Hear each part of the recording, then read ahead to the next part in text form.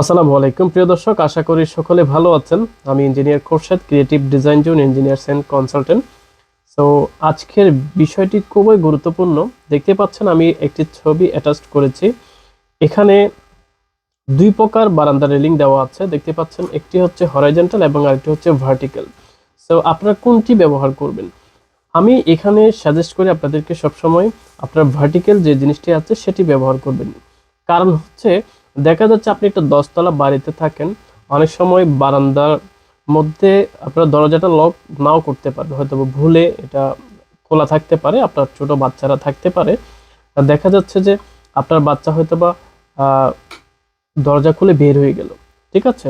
তো সেক্ষেত্রে যদি হরাইজন্টালি আপনার রেলিংগুলো ব্যবহার করেন বা বারগুলো আপনারা ব্যবহার করে থাকেন, সেক্ষেত্রে বাচ্চারা এগুলো দিয়ে উঠে যেতে পারে, একটা অ্যাক্সিডেন্টের সম্ভাবনা থেকে যায়।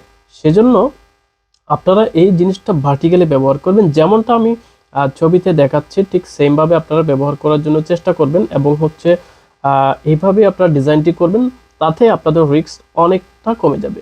অনেকটা বলতে অনেকাংশেই কমে যাবে, কারণ হচ্ছে বাচ্চারা এভাবে উপর দিকে উঠতে পারে না। যেটা দিয়ে আপনারা হরিজন্টালি যদি ব্যবহার করেন, সেটা দিয়ে কিন্তু বাচ্চারা উপরের দিকে উঠে যেতে পারে। এই জন্য আমি পার্সোনালি আপনাদেরকে প্রায় সময় এই জিনিসটি বলে থাকি এবং আমি নিজেও আপনাদেরকে সাজেস্ট করে থাকি যে আপনারা যখন বারান্দার রেলিংগুলো করবেন, তখন অবশ্যই আপনারা ভার্টিক্যালি দেওয়ার জন্য চেষ্টা করবেন রেলিংটা। আর হচ্ছে যদি দেখা যায় এটা আপনারা যেটাকে ফুল হাইট গ্রিল যদি করেন, সেক্ষেত্রে এটা অন্য বিষয়। তখন ফুল হাইট গ্রিল করলে যেটা হচ্ছে দেখতে ভালো লাগে না, বাঘের খাঁচার মতো মনে হবে আপনার। সো যদি শর্ট এভাবে করেন, সেক্ষেত্রে আপনারা ভার্টিক্যালি দেওয়ার জন্য চেষ্টা করবেন। আর যদি ফুল হাইট করেন, সেক্ষেত্রে আপনারা দুটোটাই ব্যবহার করতে পারেন, তখন কিন্তু রিস্ক থাকে না। আর যদি হাফ করেন, সেক্ষেত্রে অবশ্যই আপনারা ভার্টিক্যালটা ব্যবহার করবেন। আশা করি বুঝতে পারছেন। ধন্যবাদ সকলকে, সকলে ভালো থাকবেন। আসসালামু আলাইকুম।